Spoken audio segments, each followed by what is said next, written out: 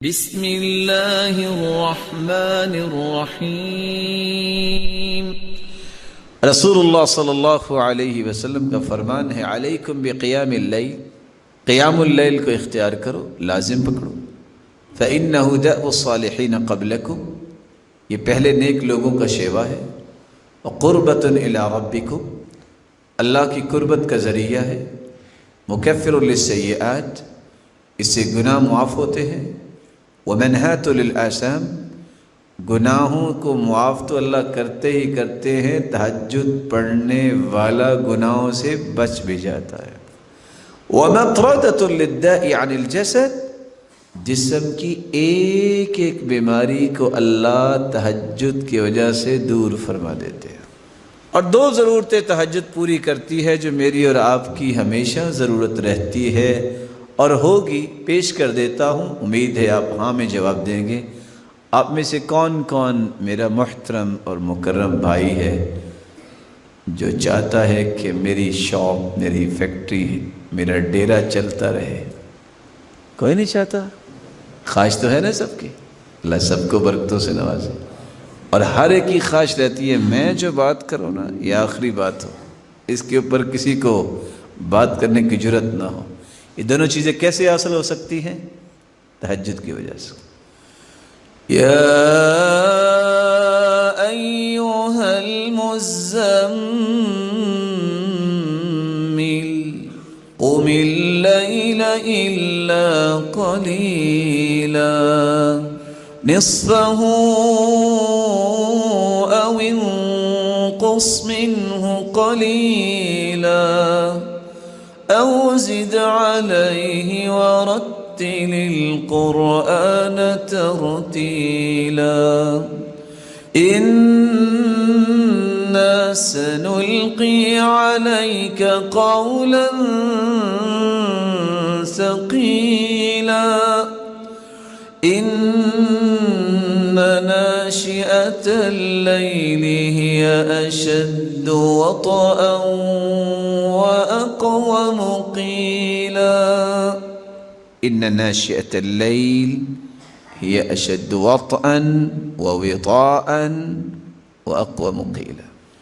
رات کو اٹھ کے نماز پڑھنا، جو انسان یہ کام کرتا ہے اس سے بڑھ کے دنیا میں کوئی مضبوط دل والا نہیں ہو سکتا۔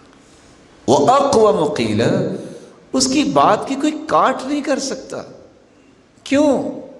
اللہ تعالیٰ اس کی زبان کو اپنی نگرانی میں لے لیتے ہیں، وہ بات ہی ایسی ہوتی ہے جس کا انکار ممکن نہیں ہوتا۔ اس لیے تو رسول اللہ صلی اللہ علیہ وآلہ وسلم نے صحابہ کرام کو کیسے کیسے اس چیز کی رغبت دلائی۔ آپ نے فرمایا من قام بعشر آیات لم یکتب من الغافلین، 10 آیتیں جو اللہ کے سامنے کھڑے ہو کے پڑھ لے اس کا غافلوں سے نام کاٹ دیا جاتا ہے۔ دوسرے انداز میں بھی آپ کی خدمت میں پیش کر دیتا ہوں۔ 10 آیتوں سے مراد کیا ہے؟ آپ میں سے کس کس میرے محترم کو سورۃ الفلق اور سورۃ الناس یاد ہے؟ آپ کو قرآن کا کوئی سب یاد نہیں ہے؟ اٹھ کے 2 سورتیں پڑھ لیں، 2 سورتوں کی 11 آیتیں، آپ کبھی غافل نہیں ہوں گے۔ شریعت کو دیکھیے، اللہ کے رسول نے کان یقوم فی اول اللیل وفی آخرہ وفی وسطہ، آپ نے تہجد رات کے شروع میں بھی پڑھی، آخر میں بھی پڑھی، درمیان میں بھی پڑھی۔ جب آپ کو موقع ملے، آپ یہ 3 موقع اختیار نہیں کر سکے، من قام من صلى العشاء في جماعة كان كقيام نصف ليلة، عشاء کی نماز با جماعت پڑھ کے سو جاؤ گے آدھی رات کی تہجد کا ثواب پھر بھی تمہیں اللہ مل جائے گا۔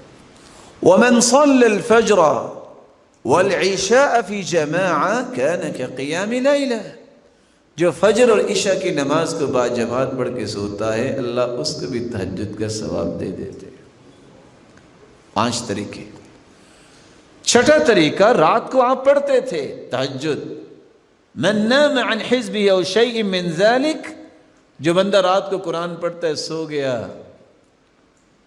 بیداری نہیں ہو سکا، وہ صبح سورج نکلنے کے بعد ظہر تک 12 رکعتیں پڑھ لے، رب تعالیٰ اس کی تہجد ہی کنسیڈر کرے گا۔